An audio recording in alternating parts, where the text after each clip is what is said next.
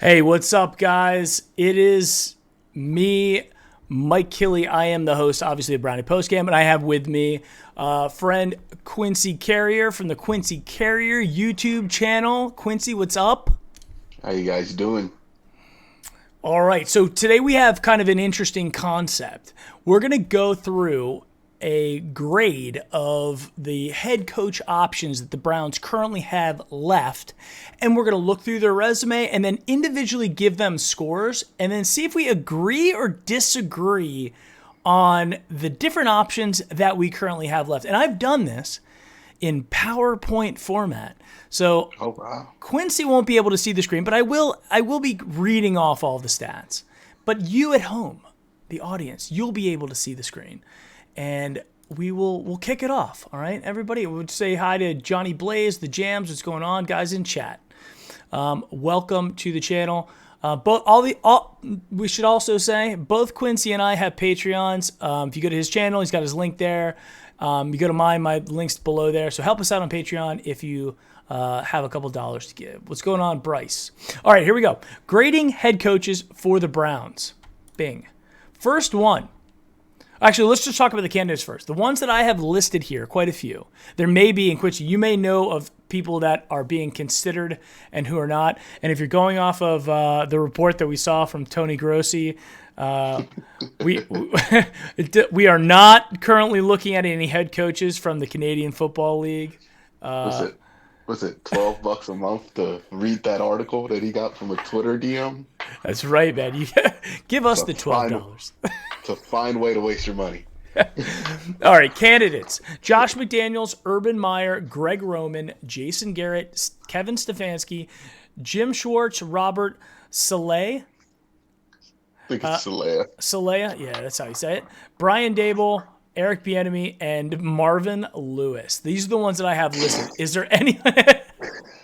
there anybody else that you can think of that we don't have on this list that could be a potential candidate? I don't think he's a real candidate, but for the people who watch my channel, they know I'm firmly in the Pete Carmichael camp. But they want to hear about that. I got a video on my channel they can check out. Check out Quincy's video on Pete Carmichael. I'm not familiar with him, but I'll let you plead your case for him as we go through this. All right. So let's start off with Josh McDaniel. He's the guy interviewing Friday, and he's 43 years old. He's from Ohio, from Canton. Also went to college in Ohio. So I would give some small points for being like a hometown Ohio guy. His coaching tree was from Steve Spagnuolo. Yes, that guy. I can't pronounce his last name. Rams, 2011.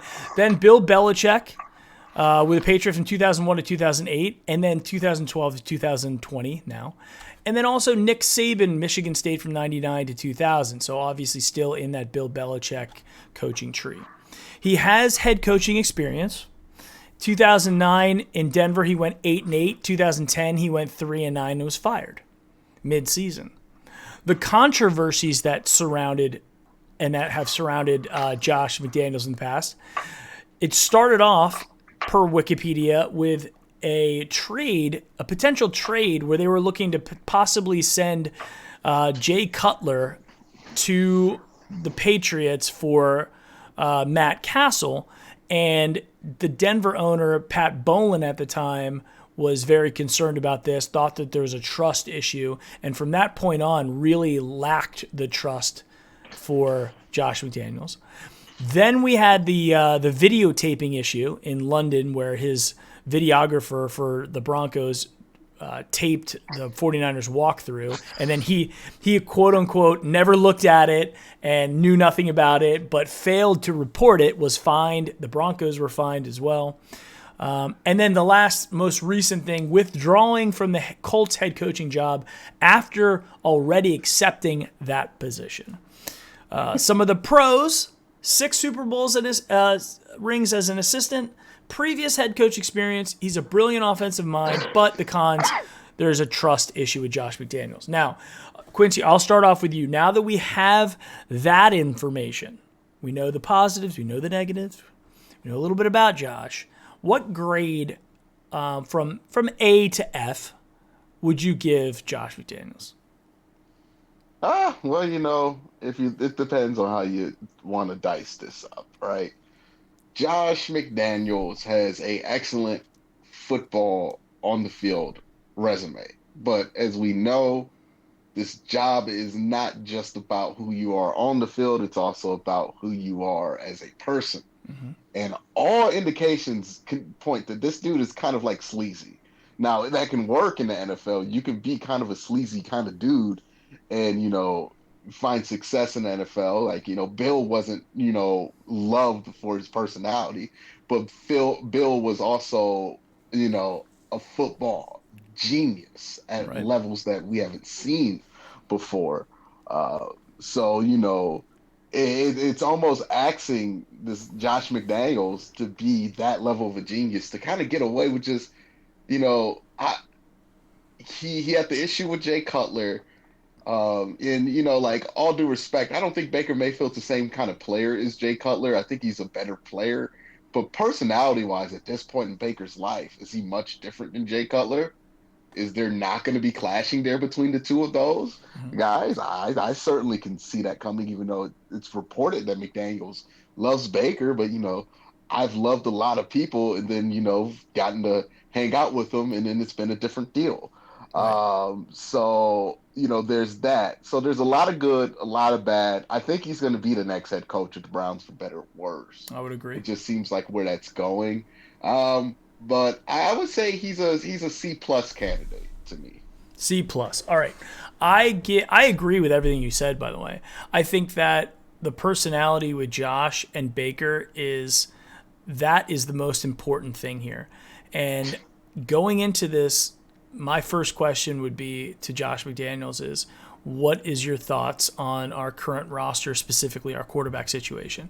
And if he doesn't come in and say, I firmly believe that Baker Mayfield can be a top level quarterback in this league, then I would say I'm not interested. That's just me personally. There's also the article, the Drudge Report article yesterday that Tom Brady's leaving the Patriots and the Browns might be the top contender for Tom Brady next year. Stuff like just ridiculous stuff like that. But I can see the Baker and Josh relationship being amazing and them becoming immediate best friends from a brilliant offensive mind to a brilliant offensive player. But then again, I can see it being a terrible, just nuclear relationship where it's way worse than McCarthy and Aaron Rodgers. This could be like full-blown, throwing blows at each other like on the sidelines of a Houston Oilers game. So yeah, it's like, but McCarthy is to me like a firecracker, and firecrackers are fun when you use them in a right, safe environment. And Baker Mayfield's like a mountain of gunpowder, which has its uses. And I feel like we're about to throw a crate of firecrackers on top of a bunch of gunpowder and drop a match and just see what happens. So, so again, what was your rating on Josh McDaniels? A C plus? Yeah, he's a C plus guy. All right. So I give him a B, a flat B. And the reason why I give him the B, I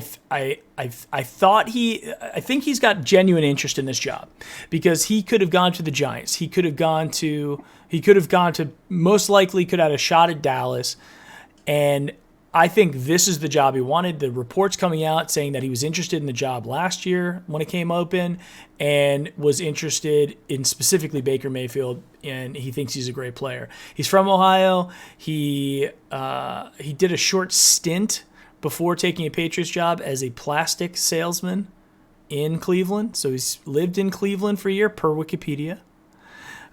So I think it could be good. I personally don't think that Josh McDaniels, he wasn't my first pick. My first pick was McCarthy, but out of the guys left, I give him the highest grade of a B.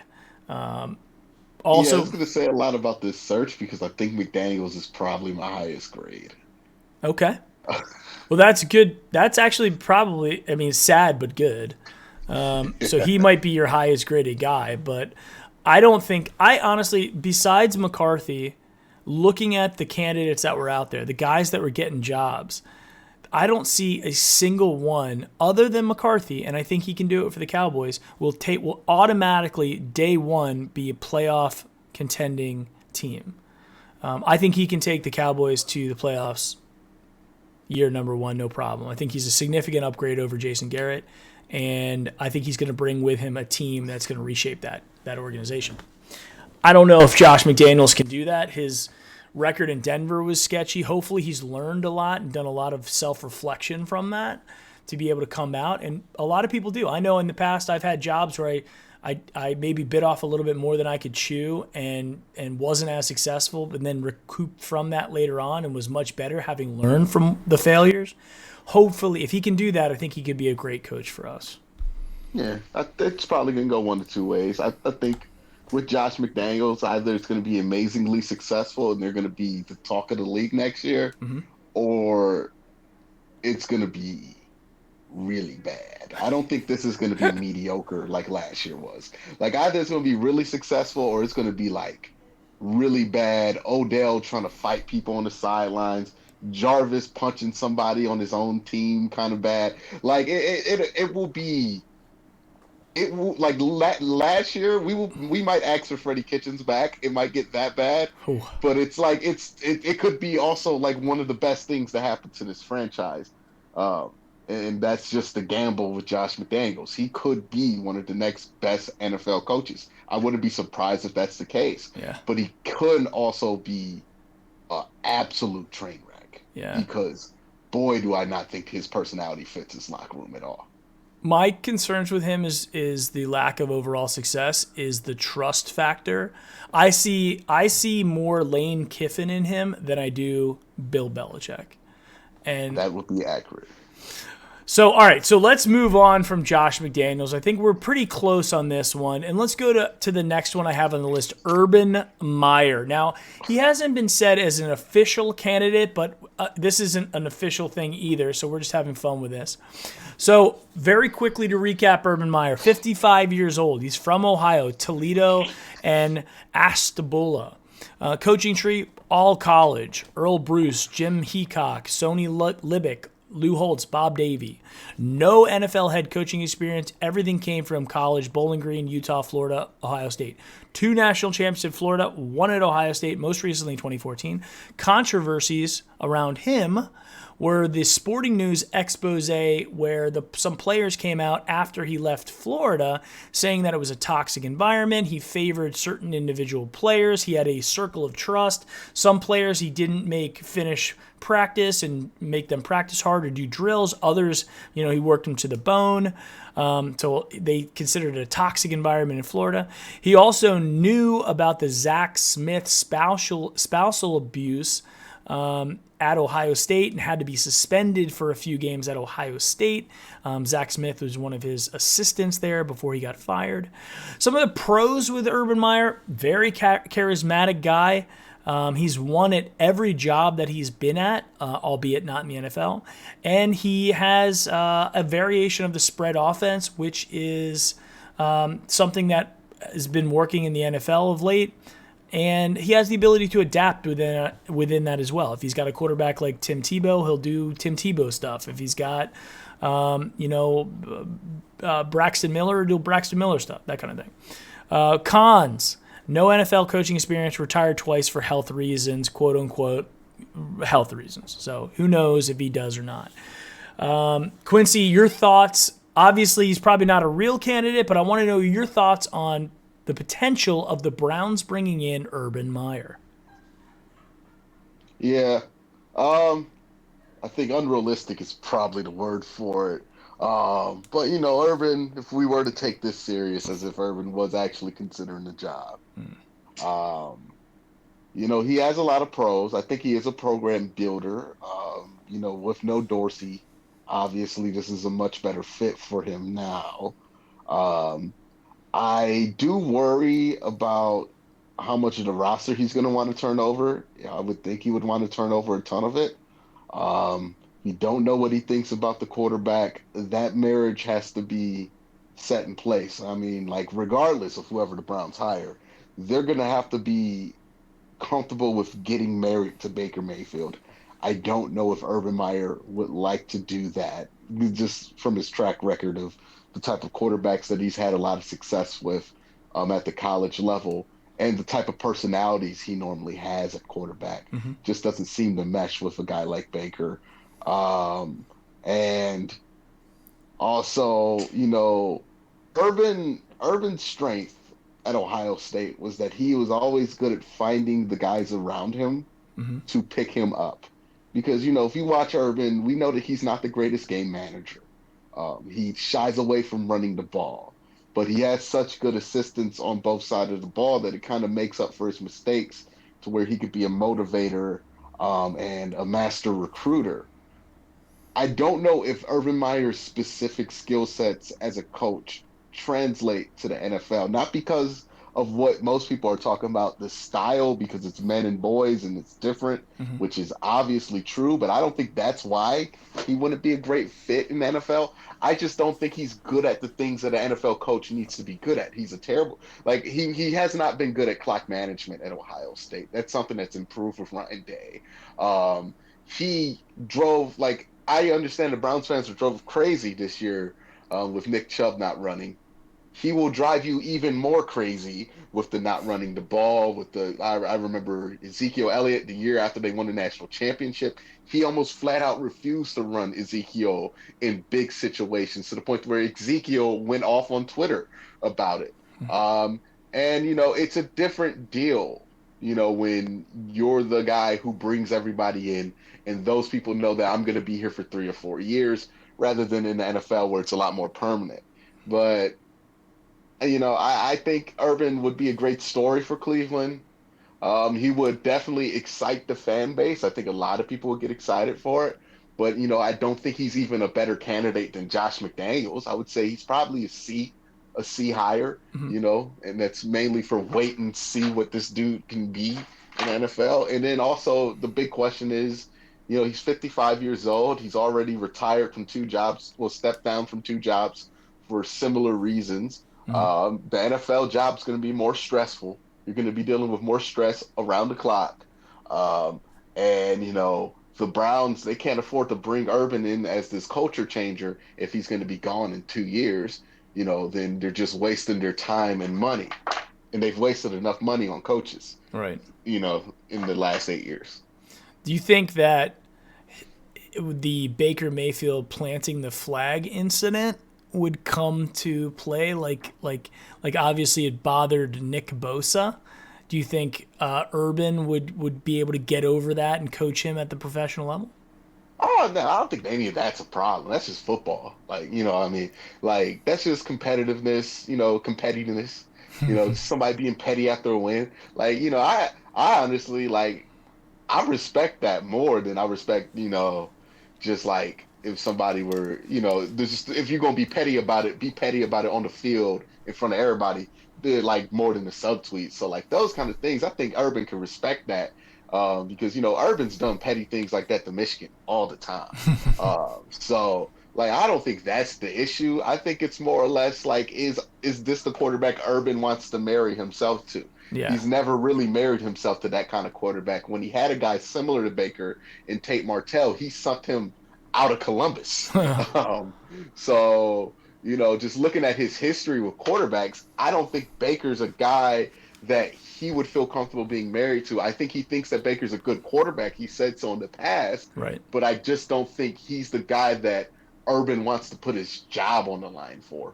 I think that's fair. I think it's a fair assessment. Everything that you said, I can't disagree with that. I give him a B grade, and I think you've actually sold me on lowering that a little bit, maybe to a B minus or a C plus.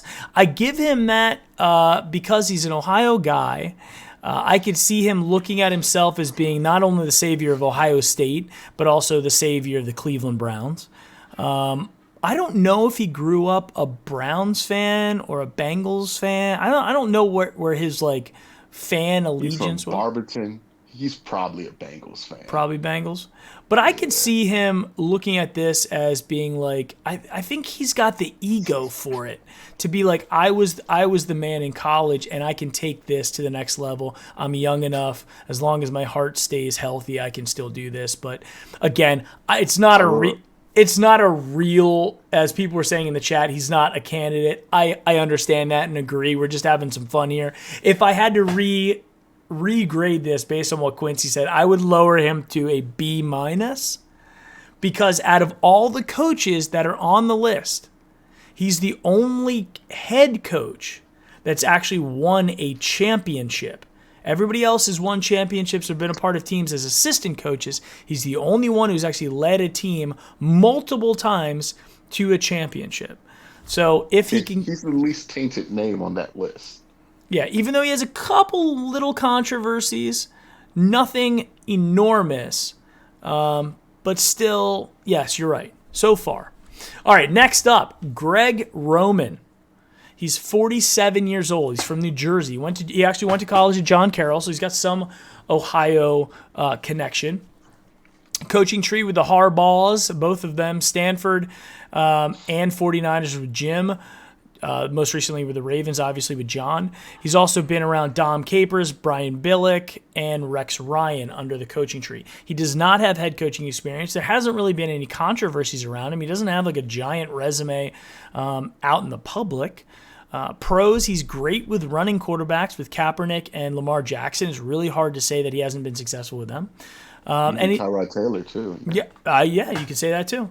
Seasoned offensive coordinator, I think you could say, from his years kind of all over at a variety of different levels. But the cons is he does not have any head coaching experience at any level. I would also add in a pro to this is we'd be taking him away from Baltimore. So he'd have some inside insights into the capabilities of the Baltimore offense, and they'd have to go find another offensive coordinator. So that is kind of it's a byproduct of what we get by hiring Greg Roman. Quincy, what are your thoughts on Greg? I want to be respectful to Greg because I don't think he's a great candidate for this job. I don't think he's a good fit at all.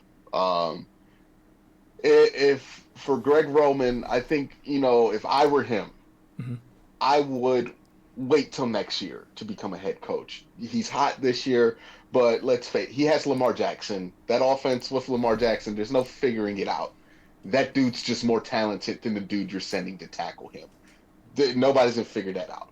Okay, so next year, he's going to be just as hot, after back-to-back successful years of Lamar Jackson. And more jobs that are going to fit him are going to open up. You got Arizona might open up with Kyler Murray, which I would be very interested to see him take that job. Whatever's going to happen with Trevor Lawrence, whatever's going to happen with whatever is left of Cam Newton, those are all quarterbacks that better fit his system. Baker Mayfield, he's a mobile guy. He's not like a slow guy, but he's not a direct snap runner at all. I think for what Greg Roman does really well on the offensive side when it comes to scheming, you need those kind of threats. You look at Colin Kaepernick. He wasn't, a scrambler. He was a true dual threat. Colin could pick that ball up and run a 4-3 and be out of there. Same thing with Tyrod Taylor. Very underrated in that way, but Tyrod Taylor is a very, very fast and dangerous runner. And obviously the same thing with Lamar Jackson. Those are the quarterbacks that just fit his systems better. So if I were Greg Roman, I wouldn't take this job. And if I were the Browns, I wouldn't offer it to him just because I don't think this is a great matchup. It doesn't really have much to do with his experience. It's just about fit and what you're going to ask him to bring in and implement. And for what the Browns have on hand and what they can attain, it doesn't make a lot of sense. If you look at the one thing that's underutilized in Baltimore is their wide receivers. The Browns are going to need somebody to utilize the ever-living dust out of those wide receivers because they're $30 million on that side of the ball committed to them. So while Greg Roman is a great candidate for a lot of different jobs, I just don't think this is the right one for him, and the Browns aren't the right team to select him. So I think, get what you can out of him. I understand you could take away from Baltimore a little bit from there, but you got to worry about your own team at some point. Yeah, I think I agree. I think he's probably going to have more of the pick of the litter next year, especially if they happen to win a Super Bowl this year. Super Bowl offense and defensive coordinators are often looked at very, very well. It's just this offseason moves so quickly. There's no jobs left. And even with Stefanski, I think he's going to unfortunately be caught up in that as well. We'll get to him in a second. What grade would you give overall to Greg Roman for the Browns job this year, if you had to give him a grade? Oh man, it would be a D. That would be a bad hire. A D. Yeah, that would be a regrettable hire on the spot. I have him as a B minus, and I actually thought that I had him lower than that, so that surprised me. Maybe that was a typo.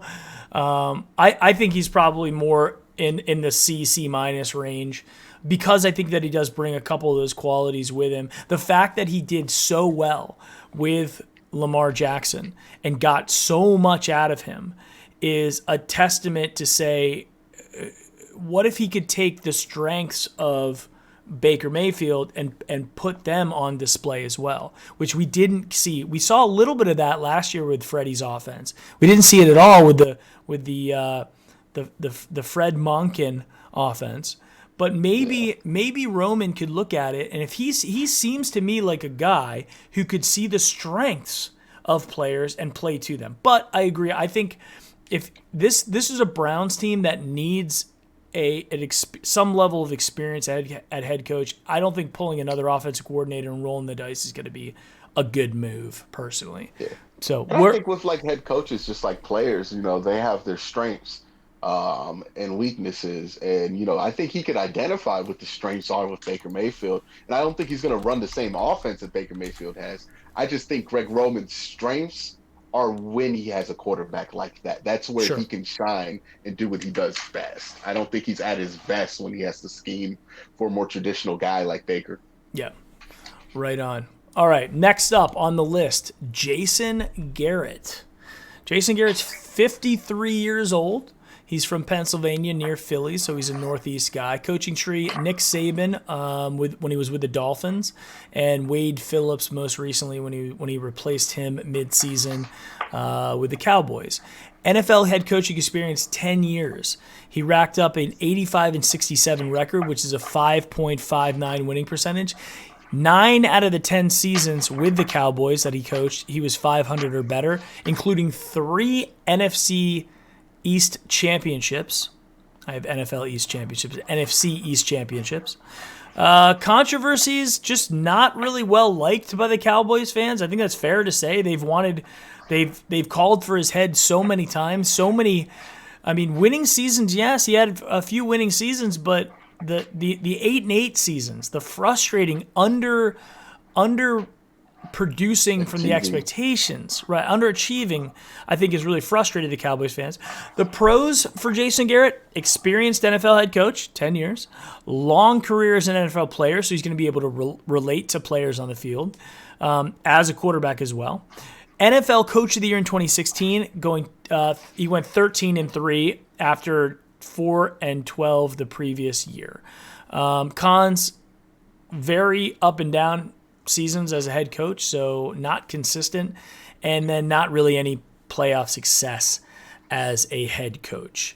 Thoughts on Jason Garrett? So I think coaches, just like players, have a stretch of years where they're really good and they have a pulse on the game and they can be successful head coaches in the NFL. Okay. And hang on there, just like players, right? It's later on in their life, but they have that stretch of years.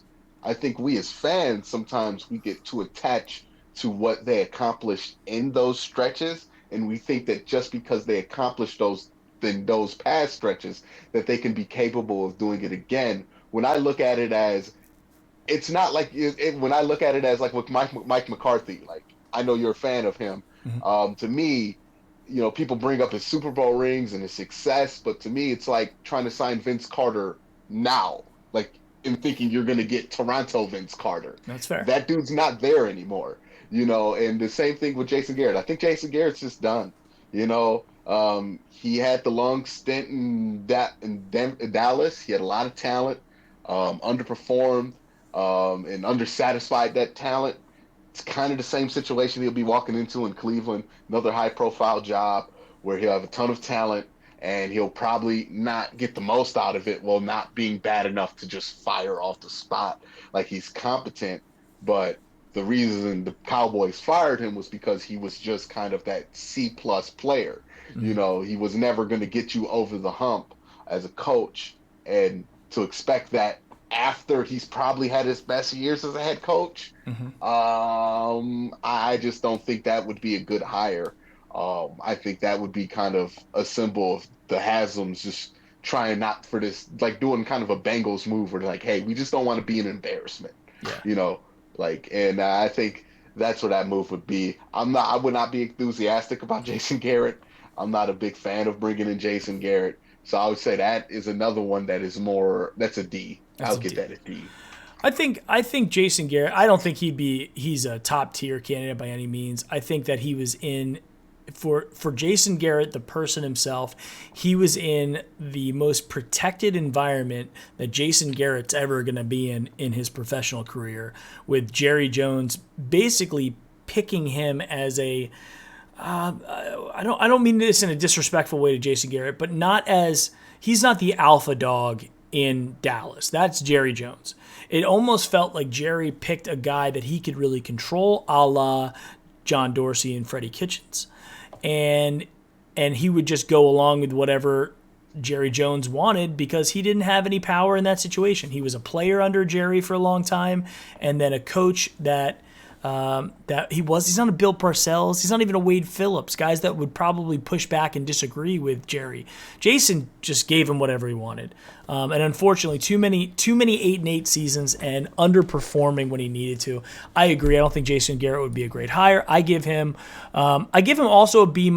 And the only reason why I'm giving him this high a grade is because of the previous head coach experience. I do score that a little bit higher, even though I agree that this isn't the right situation for him. I think that Jason Garrett may get another job somewhere else after a year or two.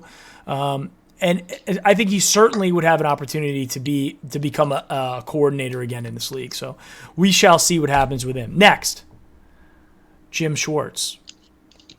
53 years old, another retread.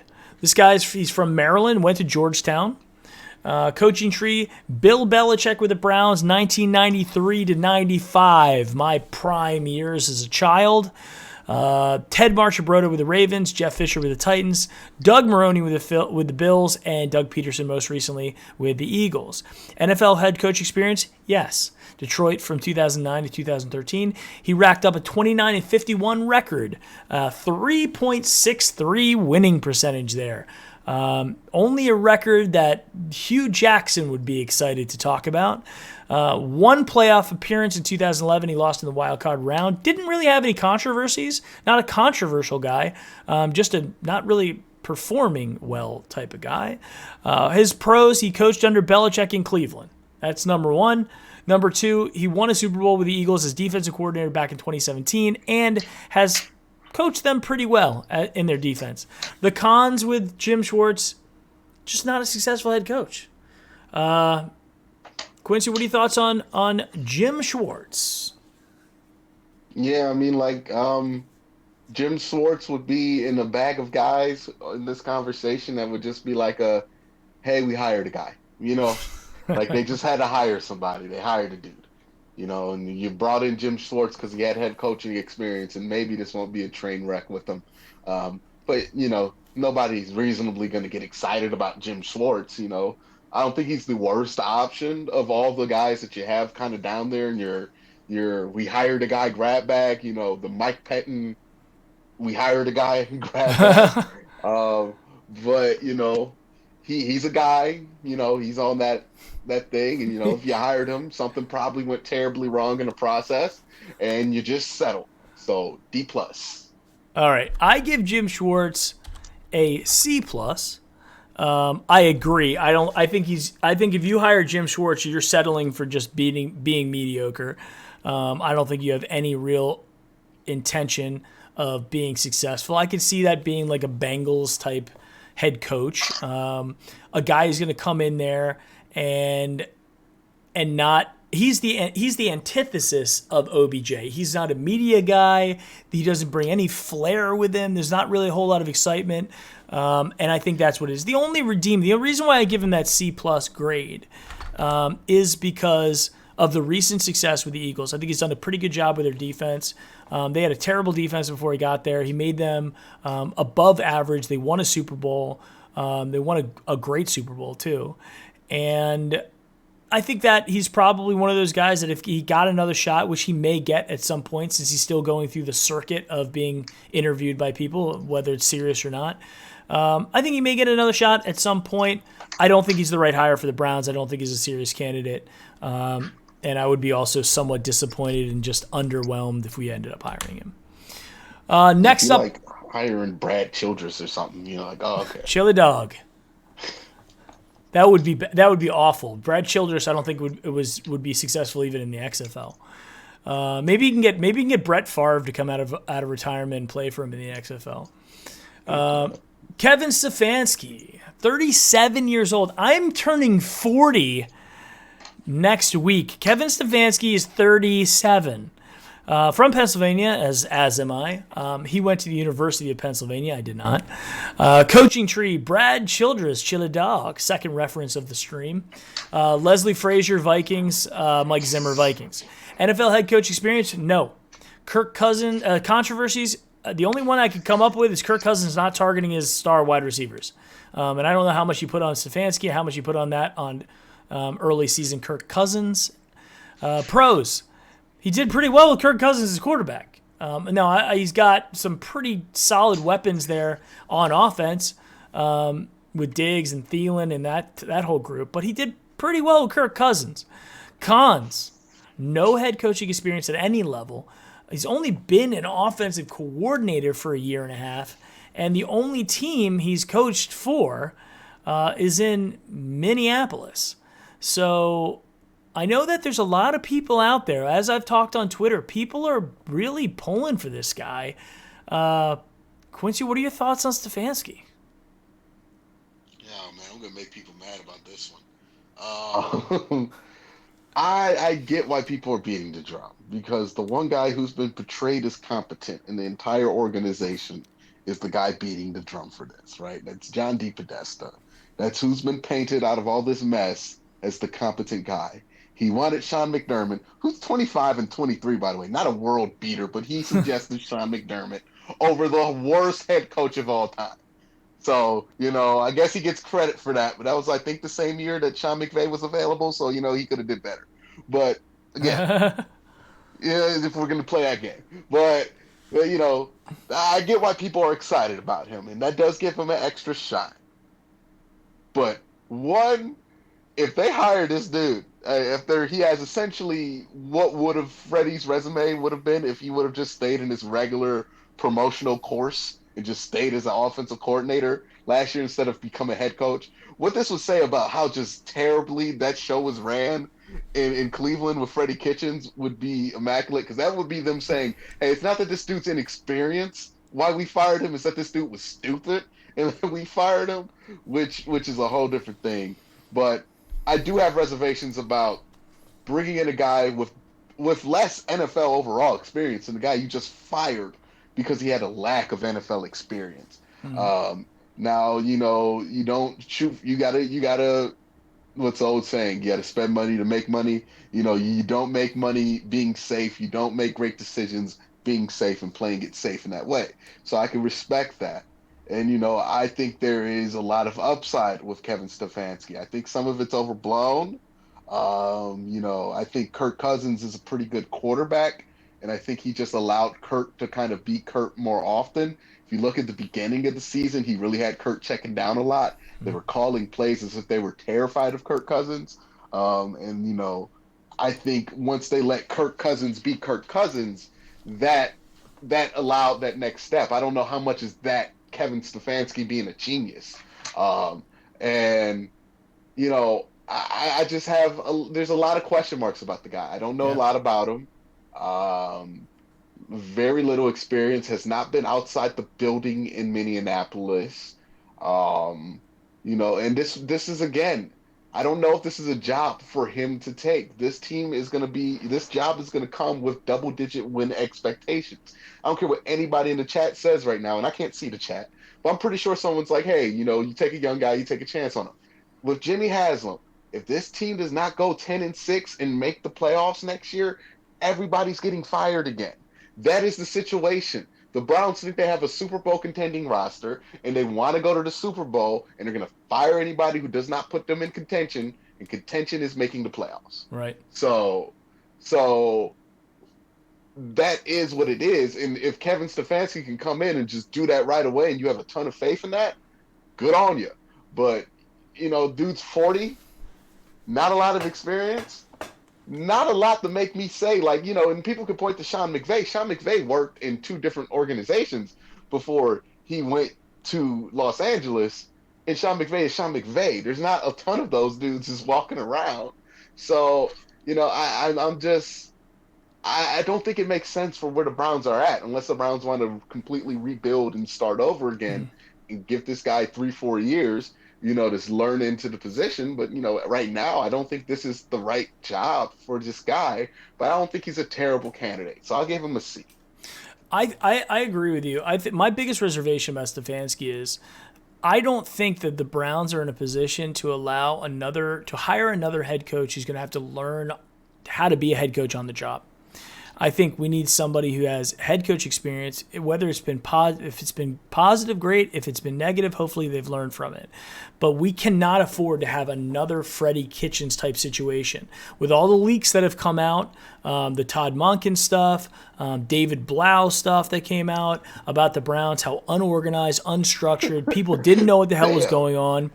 David Blau said something about this situation. Well, he did. He did it during the season, and I don't think it was an intentional thing.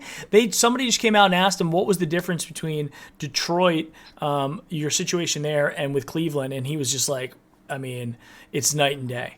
Cleveland really was no structure. The players didn't know what was going on at any given moment. They're talking about not even knowing like when and where meetings were.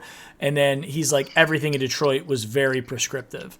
So I think that we could, like you said, we could roll the dice on a guy like Kevin Stefanski, who's never been a head coach, who doesn't even come from a great head coaching tree, and he could turn into the second coming. Right? He could be the Jesus of coaches. There's just not enough on his resume that would lead me to believe that he would be. And this isn't the situation within. We don't have the environment in Cleveland that currently. Now, the year with Freddie, maybe the year before Hugh Jackson, maybe we could afford to have some guy kind of learn on the job. But we need a winner, like you said, right away. If we're not making the playoffs next year, heads are rolling. Yeah, and I think it's fine to hire a guy without head coaching experience. With Kevin Stefanski, the thing you have to look at is that he's never been outside of Minnesota. Mm-hmm. So what kind of network does he have to bring in experienced coordinators it's a great want to point. work with him? That is a huge part. Like, a lot of Freddie Kitchens' flaws, I contend, were because he had no experience on that coaching staff. He had a ton of guys in key positions that were first-year NFL guys or in their second year of the NFL guys. Quarterback coach, Ryan Lindley, Tosh Lippy's the defensive line coach. All these first-year guys who don't have any NFL experience that are not supporting their head coach. Normally when you have a first-year head coach, you have a very experienced former head coach coordinator. Mm-hmm. The Browns tried to do that with Steve Wilkes, but he had 1 year as a head coach where he was probably as much as a wreck as Freddie was and got fired. So there was nobody to lead the way, and that was the biggest problem with Freddie. And as much as we want to pile on Freddie and call him the most incompetent man, you don't become as incompetent as the 2019 Browns were from a coaching staff point of view, right, by yourself. One man, even if he's the head coach, cannot be that incompetent. It takes the staff. It takes the blind leading the blind, and the blind having no help out of that tunnel to get there. And Kevin Stefanski, what staff is he going to bring in? So are we going to expect that the guy that he helps hire, the GM that he helps hire, Yeah, is going to be the guy who brings in the staff that the coach is going to work with? That sounds like a disaster. I'm off the Stefanski train. C minus. C minus. C minus. I'm All right. confident. Oh, we agree. This is the first one that we down. agree on. I also give him a C minus, and I think that's the. You made a really good point. The not only not having the connections to bring stuff. What is he going to do? He's going to bring ex Minnesota Vikings guys who haven't won anything either yet. I mean, they could win it this year, but I mean, he's going to have some pretty stiff competition out of San Francisco and Baltimore. Or like Freddie Kitchens, he's going to have to rely on bringing in guys he has never worked with before. And we saw how much the Fonken offense worked this season. So, you know. No, I think you're right. I think that's the scariest thing with this Kevin Stefanski. And I know that he's big into the analytics, and I know Dee Podesta wants to bring in an analytics guy. I think you get enough analytics out of Josh McDaniels though as well. So I just think Kevin Stefanski. I think he's a guy who could eventually become a head coach. I don't think this is the right situation. It's not the right timing. It's not the right environment for him. He needs to go to a place. I could see him going to like a Detroit. You know, like somewhere like that where he can learn a couple years and see if he can turn them into a winner. C minus as well. Yeah, he needs to just move around the NFL a little bit more. He don't know nobody. Yep, I'm with you. I am 100% with you. My dad would agree on that as well. He's big onto the who are you bringing with you type thing. Next up, Brian Daboll. Age 44 years old. He's from New York. He attended Rochester. 44? That's what it said via Wikipedia. I think they actually might have shortchanged Stefanski a little bit too. I think he might be like 38 or 39, but they said he's 37. Coaching tree: Nick Saban at Michigan State and most recently at Alabama, so 2 times with Saban. Bill Belichick with the Patriots, Rex Ryan with the Jets, Eric Mangini with the Browns, Tony Sparano with the Dolphins, Romeo Crennel with the Chiefs, Sean McDermott with the Bills. Lots of experience with a whole bunch of guys with varying levels of success within the NFL and college. NFL coaching experience, he does not. Controversies, no controversies around him that I could find. Pros, Super Bowl winning experience with the Patriots in 2017, national championship winning experience as an offensive coordinator with Alabama in 2017. So he had a big year in 2017 with the national championship and Super Bowl. He was with the Ravens before that? He was not with the Ravens. He was with the Bills, Chiefs, Dolphins, Browns, Jets, Patriots, and college. So he worked well. I think one of the pros that we give him, I think he's worked well with Josh Allen. I think he's squeezing the blood out of that rock. Cons, he was not successful as an offensive coordinator. In the pros, he had the 32nd ranked offense with the Browns, followed up with the 29th ranked offense, and he's been pretty iffy with the Bills. I will also say about both him and Stefanski, if you look at the numbers, where they rank total offense, points per game, stuff like that, they're both very mediocre, middle towards the bottom of the middle of the NFL in terms of statistics, how they performed. Thoughts on Brian Daboll? Yeah, it's going to be short. Just like I talked about with Stefanski, you want a guy who knows people. This is the exact opposite of that paradigm and where you don't want to end up. This almost reminds me of the Browns when they first hired. I think it was Pat Shurmur. This is during the awful Mike Holmgren era. And this is when the Browns had too many guys who knew too many people, and they were hiring dudes because they had the same agent, and that's how they did their coordinator thing. And that became a mess for the exact opposite reason why I'm scared that Stefanski would become a mess, because it's too good old boy system. The same thing kind of stands with Brian Daboll.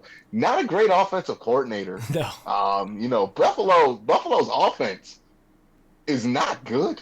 Like, I know that Josh Allen has surprised people, but that offense is not good. Yeah. It's not. I mean, do we not remember when they came to Cleveland? I was at that game. That was not an impressive showing on offense. And nothing that made me think that we wanted to hire the offensive coordinator that game. But I think that he's a guy you hire because you had to hire a guy. He probably would be below Jim Schwartz on that list. So would I give Schwartz a D? I think so. Yeah, I'm gonna have to give Brian Daboll a D A D minus. minus. Yeah, I think Yeah. Brian Daboll is the ultimate like losers bracket consolation prize. He's the guy that if Josh McDaniels says no to the Browns, like if he decides to just stay in New England, and if all the other guys just for whatever reason, if Urban Meyer has a health issue, if Jim Schwartz decides he wants to stay as a defensive coordinator, if Stefanski just continues winning playoff games and never ends up getting interviewed, then they end up with Brian Daboll. I Yeah, think, honestly, if it's at that point to where you have to hire Brian Daboll, I would just be like, you know what? Let's just name an interim guy for the whole season and try again next yeah, year. like an intro. Yeah, I wonder if that's ever been done. Be like, hey, this is a trial period, like a, like Just bring back Terry Robisky and just be like, all right, Terry, you do what you want for a year. just Or for like when Luke Fickell was the head coach of the Buckeyes for a season on an interim basis, and then they got Urban, the guy they actually wanted. yeah. Sometimes you got to wait. If Brian Daboll's the best you could do, why sign a 2-year contract for Brian Daboll? That No, doesn't make yeah, no he gets sense. 1 year if anything. Brian Daboll, I give a D plus. The only reason I give him the plus is because he's been with Cleveland in the past, so he kind of knows a little bit about it, and he knows a bunch of people, so he could probably bring a decent staff with him. But again, a D plus. If you're hiring a D plus candidate or any candidate that's a D, that's not good. And we went from D plus, and we're just gonna hire another D plus. Might as well just leave Freddie there for another year. Yeah, honestly, that we get to territory where it's like, hey, you might as well just give Freddie a second year. This is what you're going to come up with. Robert Saleh, age 40, from Michigan, attended Northern Michigan. His coaching tree consists of Dom Capers, Gary Kubiak, Pete Carroll, Gus Bradley, and Kyle Shanahan. No head coaching experience, no controversies. I couldn't even find any pros for him, to be honest, to point out. Like, what's the biggest thing that you can say as a positive about him? The only thing I can think of is he's just had a meteoric rise this year by getting all this attention. Cons, no head coaching experience at any level, and he's only been a defensive coordinator in a leadership role for an NFL organization for 3 years, two of which the 49ers weren't very good. This year, they did really, really well. But if you look at the numbers of where they were defensively, points allowed, yards per game, stuff like that, they were middle of the pack. I think they won a lot of games, but they also gave up points. So what do you think about Robert Saleh? Yeah, I mean, like he looks really cool, you know, like If you're into that he'd Mr. be the Clean look? coolest looking coach on the AFC North. I would say, hey, he looks pretty cool. He's like jacked, bald dude. Like, he looks serious. It's like Brian Flores. In Miami, that guy looks cool, on the sideline. Um, but like I think his biggest pro would probably be his ability to design pressure and make that happen. And I think with a guy like Myles Garrett, that could be important and that could be fun to see. But I also think he just has like kind of a once in a lifetime type of defensive line over there in San Francisco with all that length and athleticism they have that they could just rotate in and out with the Bosa. So he's a guy that's getting a lot of hype, and I think it's because he just looks really cool. Like I'm being kind of facetious, but I'm actually being genuine. I think people have hyped him up, much like the guy in New Orleans that got the hype with Dan. He former tight end. People were saying that he should be a head coach in New Orleans, but because they just look cool and they're big guys and they're jacked and they look like they're leaders of men and everything that people say they look for in a head coach. People. I think he just got hyped up because of that. Honestly, I don't think it's because he's really like a true candidate. Guy that's worth looking at. Still some protections and schemes that you're going to do for Myles Garrett next year. But he's an upside guy. he's slightly more experienced than Stefanski. Same thing. I would worry about who we could bring in around him.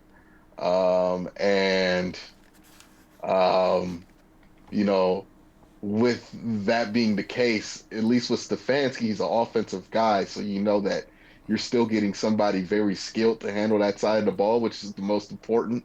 If you're hiring a guy whose question marks are his networking and how he's going to be able to bring in coaches, what if we end up with just a bottom tier offensive coordinator to go with this offense that they have? Mm-hmm. You know, it'd just be another frustrating mess again.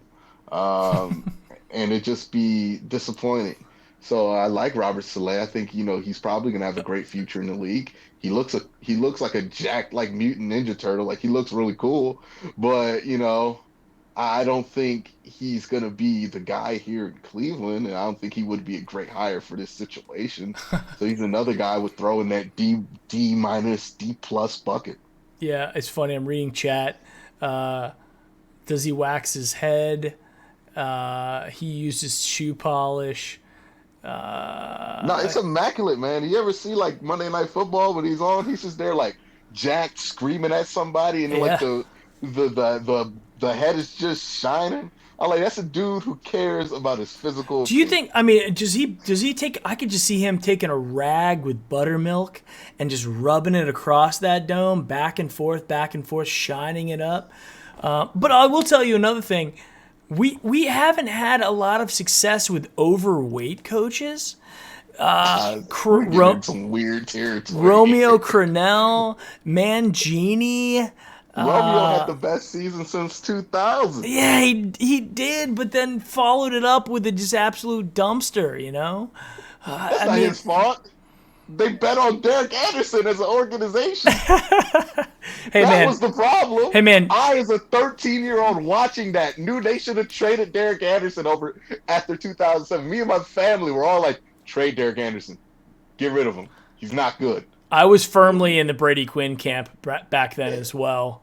Yeah, I have my BQ jersey on. Like, hey, look. I still Bobby, have a Brady jersey. I gave an authentic Brady jersey to my dad, and he gave it back to me. And I still now I break it out every once in a while for the Brownie post game. shout out to you. Robert Saleh, I give him a grade D. I think he'd be a terrible pick. Maybe 5 to 10 years down the road, he might be viable. He's got to get some more experience, build a staff, do something in the NFL that he can have as like a redeemable pro other than you have a shiny head. All right, next up, Eric Bieniemy. Age 50, New Orleans originated, went to Colorado, was a heck of a good college football player, decent pro player as well. Coaching tree, Brad Childress, Chilla Dog, out of with the Vikings. Shout out to Brad. Brad's getting a lot of. This is the most shout outs Brad's had in a long time.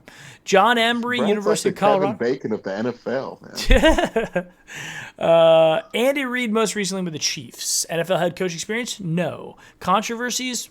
No. Pros? First season as offensive coordinator with Kansas City, led the NFL in yards per game and points scored. Scored the third most points in NFL history in 2018. Coached Kareem Hunt, Pat Mahomes, Tariq Hill. Cons. No head coaching experience at any level. Only 2 years as an offensive coordinator. And I think for anybody out there who has any even minor level of information about how the Chiefs run, Andy Reid runs that show and gets most of the credit for how their offense has been successful. What are your thoughts on Eric Bieniemy? I think he's as good as a candidate as Josh McDaniels. Like if they hired him, I probably wouldn't be again jumping up and down about it. But I wouldn't be upset. I think he makes enough sense. The things they say as him as a leader of in the locker room since he was a player, until in his coaching career have been very positive. He's somebody that people respect.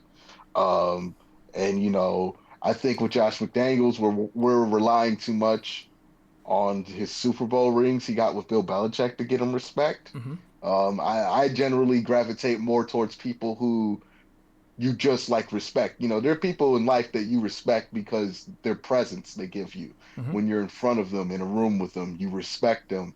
They don't have to have all the accomplishments in the world for you to respect them. They just are respectable people. And I think that's what Eric Bieniemy is.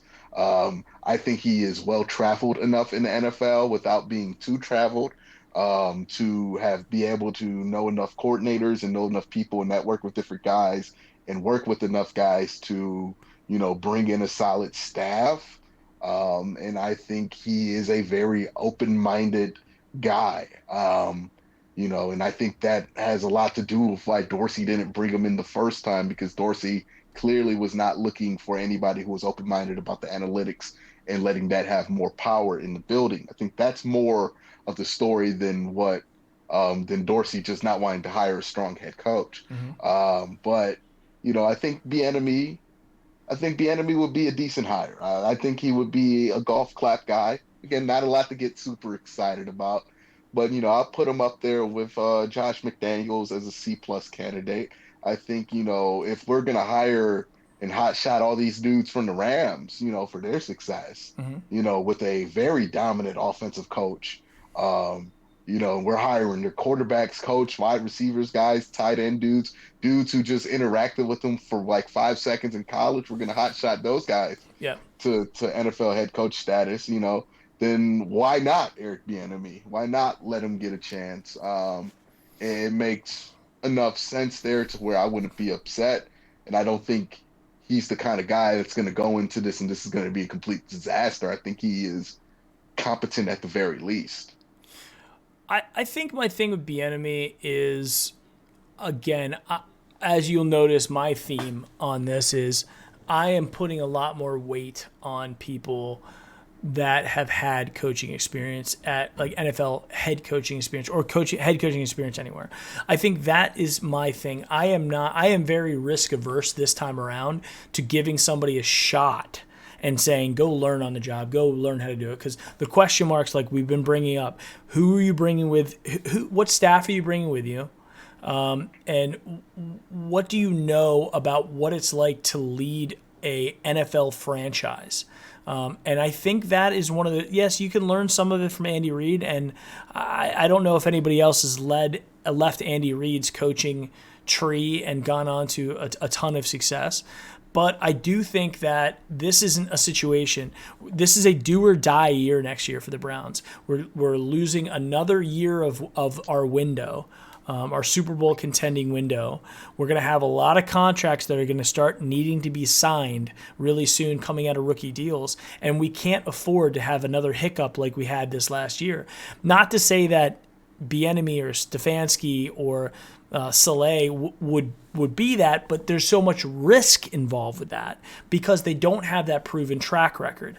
So I think that with Bieniemy, again, the same thing, just like any of these other coordinators. If we happen to give him a shot, if he happens to wow the heck out of the Browns and they say, let's give him a shot without having the rings, without having the head coaching experience, then he must have had a heck of a great interview. And maybe he does have that killer presence that you're talking about that lands him that job. Maybe, obviously Kareem Hunt may have some insight into that too, having played underneath him in the past and the Chiefs. But yeah, I wouldn't be all excited about that. I give Eric Bieniemy a D. I don't think, again, just like a lot of the other coordinator level guys, I just don't see it. It's not the right time for the Browns. I think though, when it comes to experience, I think to me, I'm not as married to the idea of the head coach having experience as there just being head coaching experience in the building. Mm-hmm. I think that's a lot more important than how much experience your head coach has, just because you see it a lot more often. You'll see a new head coach that's doing well, and then you'll see his offensive coordinator like, oh, wow, that guy's still in the NFL? I forgot all about him, and he's just some old flunky head coach, had a head coach job once, and then now he's back to being a coordinator. Jasinski. You see, like, huh? Jasinski. Yeah, Pat Shermer. like a guy like that. or like Mike Pettin or those guys. Yeah. And you see that a ton in successful situations, especially for first year coaches. I don't really see like the retread working as much, and then not really to a great level. Mm. And that's why I worry about the retread. Like, unless you're going to get somebody like Josh McDaniels is a different case because he spent so much time with Belichick after he got fired in Denver. And they wanted to keep him so bad, so it does intrigue you. Mhm. But with Bieniemy, I think if he can bring in an experienced offensive and defensive coordinator with head coaching experience, those are going to be guys in the building that can tell him how to do the basic things. And that's what Freddie couldn't do.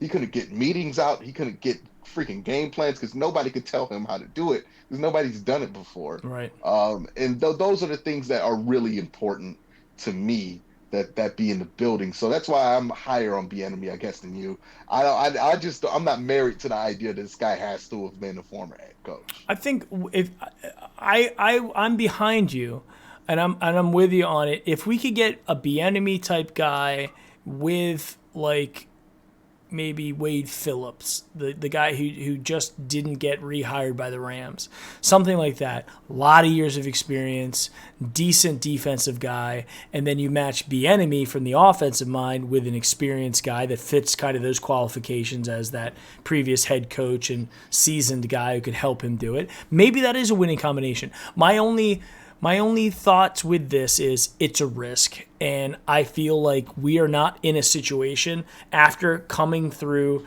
that abusive relationship that we had with the Browns last year to then go into another risky situation, if that can be avoided, because the expectations are going to be there again, and the window is closing quickly. Yeah, I think anything they do, honestly, is going to be risky. Like when Josh McDaniels is your safest bet, dude. Like, Yeah. Like Josh McDaniels is nobody's ideal of a safe bet. That's why he's not been hired yet. So. Well, I mean, if you really look at it, I went through all of these guys, and the last guy that I have on here is Marvin Lewis, and I just have we're not going to hire Marvin Lewis. The thing that I would say about all of these guys is there wasn't anybody that was all that exciting. There really just wasn't.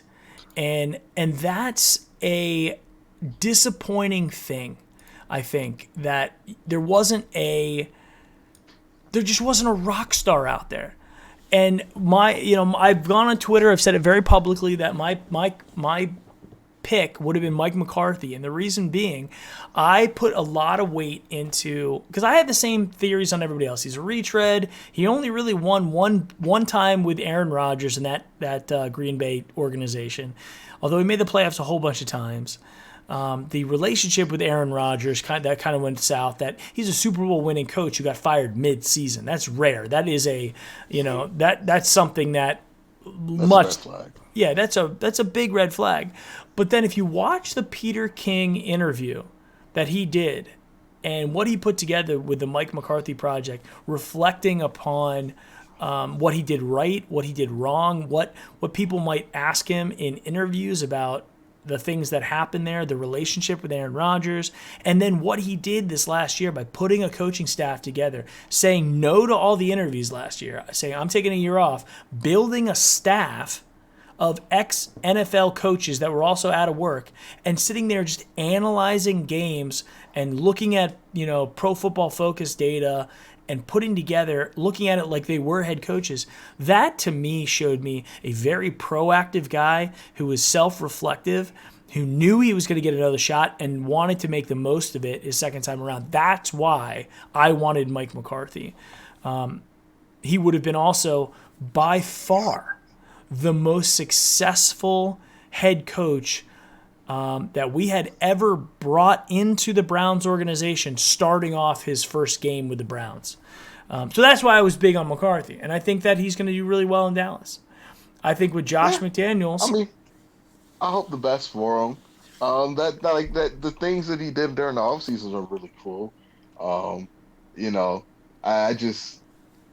I don't know how much weight I put into him. Like, honestly, to me, and this is going to sound cynical, But yeah, I'm just using my YouTuber brain. That sounds like a really cool YouTube channel or like a really cool like ESPN segment. Because I think that's what John Gruden used to do, the Hmm. FFCA with the whole Gruden's QB camp and all that. Yeah. And like that's paid off a little bit. He hasn't been terrible in Oakland. It's just which Mike McCarthy are you hiring? Are you going to get the dude who pretty much burnt out in Green Bay when they really didn't want to burn him out down there? Hmm. That's not an organization that's quick on the trigger to fire anybody. And they fired him mid-season. Or are you going to get, offensive genius Mike McCarthy, which still had some ego issues in Green Bay, but like I wish the best for him. He would have been up there with McCarthy as a decent hire in my book. But just obviously he's in Dallas now. He might have success there. He might not. I don't know. But honestly, like what you said about the candidate thing is so true because here's my ultimate opinion on everything at the end of the day. Hmm. And people could take this or leave it, but I really don't think it matters that much who the Browns hire as the head coach. It's like, you get McDaniels, you get whoever you get, like it's not worth getting excited about. I think this season's all going to be about Baker Mayfield. If Baker Mayfield can play at the level that we thought he could have, and if he's that kind of player, he should be able to, if he has competence around him. Hmm. And none of the guys we mentioned here, I don't think would be incompetent. Like last year's staff, well, maybe Stefanski, because I don't think he can get a experienced staff around him. But Jim Schwartz, he's going to have a competent staff around you. Hmm. If you have a competent staff around a guy who can be an elite quarterback, that changes the outlook of your entire franchises. That gives people more time to do their job and learn their job, and that puts more wins on the table at the end of the day. Um, and so, I don't want to put the pressure on the guy, but that's the reality of the situation. If the Browns want to have a shot at being a decent franchise and organization, it's going to be on the back of number 6. Yep. He's got to play at a high level. He's got to pull wins out of his butt that make you forget about the stupid 3rd-and-3 call or the one run that they didn't do on the goal line. He's got to just pull those plays out. He's got to put wins on the table, and he's got to be a top-tier, elite-level quarterback, and that'll change everything. It'll bring stability. Tom Benson was one of the worst owners in football for New Orleans for the longest time. Drew Brees comes along, 20 years of stability. Hmm. That's really the difference. We can talk all day about the head coaches and who's going to do what and who they're going to bring in. It's all secondary to Baker Mayfield. If Baker Mayfield here's the reality. If Baker Mayfield plays great next season, we are going to be excited. We're going to be talking about playoff football. We're not going to be talking about another coaching search. It's going to be a completely different January. Yep. If Baker Mayfield is playing elite football. If Baker Mayfield drops another turd like he did this season, then we're rebuilding again. We're trading Odell. We're trading Jarvis. We're rebuilding again. That is the situation. It's unfortunate that it's happening already in its 3rd year, but that's what mismanagement gets you. Hmm. And now it's in a do or die situation where if Baker's great next year, we might have 20 years of stability. If not, it's going to be the same garbage over and over again. And I'm not trying to be cynical. Hmm. I'm just being realistic about how these things go in the NFL, and this is how it goes. Nick Chubb can be as great as we want.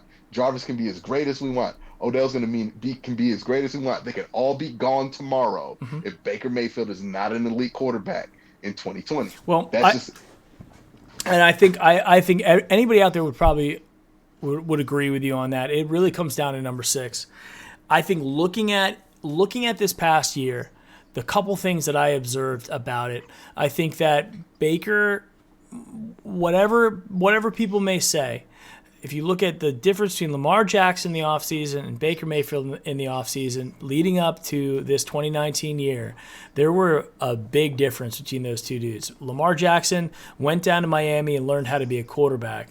Baker Mayfield went to Johnny Jam Boogie and started doing the commercials.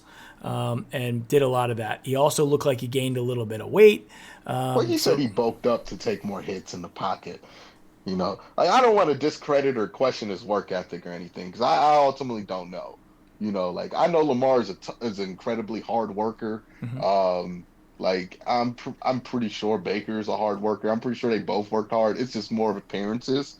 Lamar just didn't have the opportunities available to him that Baker did. And Baker, he went on the Heisman run pretty much again. He was at the Kentucky Derby, high profile there. He was doing the skits. He's a high profile guy. When he's Yeah. successful, they're gonna want to put a camera in his face. That doesn't mean he can't work hard. Peyton Manning, nobody has ever questioned his work ethic, but that dude that's done SNL, countless commercial spots, bought Papa John's, like I think you can do both and work hard. And I don't think that's what happened with Baker. I think more of it was just he was doing the work, but the mindset wasn't there. Yeah. The disrespected mindset, the I gotta show them mindset. I think he came into this being like, oh man, it's gonna be so cool what I'm gonna be able to do with all my toys, instead of, thinking at that next level and kind of breaking it down. And now he has no choice but to do that. It's gonna be it's all on his shoulders, unfortunately. Yeah. Um, Well, if we can upgrade the offensive line, if we can fix that, make him not be gun shy, if we can also fix the offense in general, stop with these. I mean, when you have less than a fraction of a set, when the Cincinnati Bengals defensive line is consistently getting to you, a 1-14 team, consistently putting pressure on you, forcing you to make quick decisions. When that's happening, you've got a problem. I think that made Baker Mayfield gun shy all season long. And I think that affected him mentally. I also think the fact that he felt that he had to get the ball to Odell and to Jarvis. He had to feed them without, unless they'd be happy, to make them happy. I think we need to get away from that. You can't have 7-step drops and multiple reads when you have less than a fraction of a second to throw the ball. So I think Josh McDaniels, if he gets the job, day one will fix that. We will turn into more of a version of the West Coast offense, using little dink-off passes, using our big weapons with Kareem Hunt and Nick Chubb, dumping it off to those guys. Maybe we'll look for one of those really crafty, possession type wide receivers, the Wes Welker type guys. Maybe we'll look for one of those guys who just every time you get the ball near him, he brings it in. Somewhat similar to what Jarvis is. Jarvis is not an over the middle guy. He's still more of a deep threat type guy.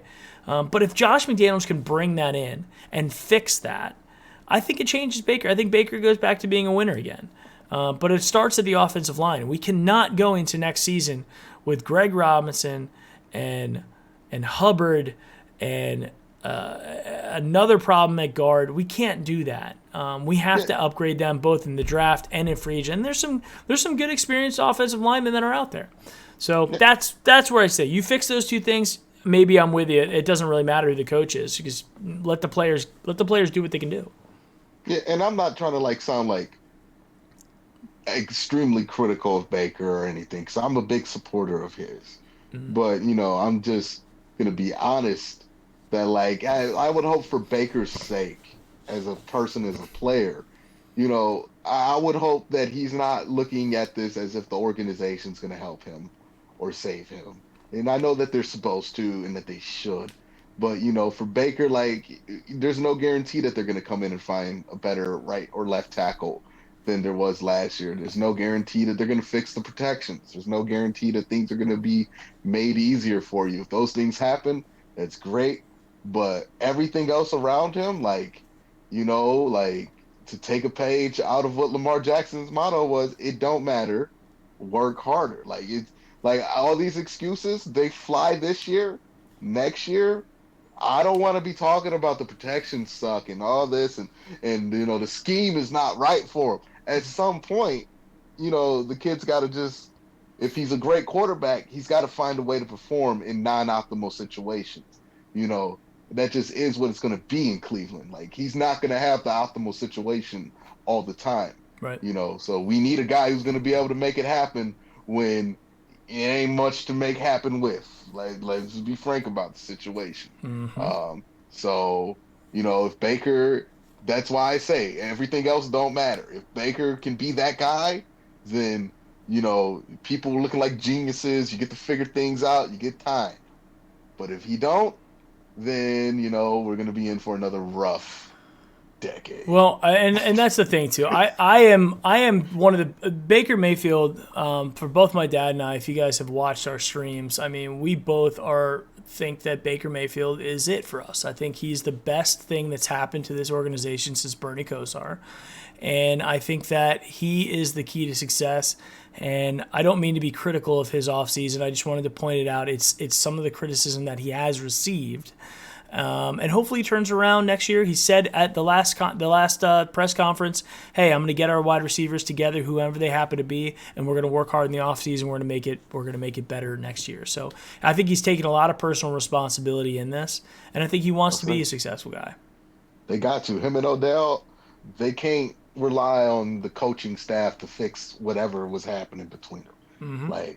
Like the players have to understand they're in a dysfunctional organization, and that they are the guys who stand the chance of staying there the longest and creating the most longevity. That's how it's always been in Cleveland. The players have been on the team longer than the coaches. Yeah. So, those guys have to just say to themselves, like, all right, whatever scheme, whatever happens, but we got to figure this out between us to where even if we're in a terrible situation, we can be competent and good.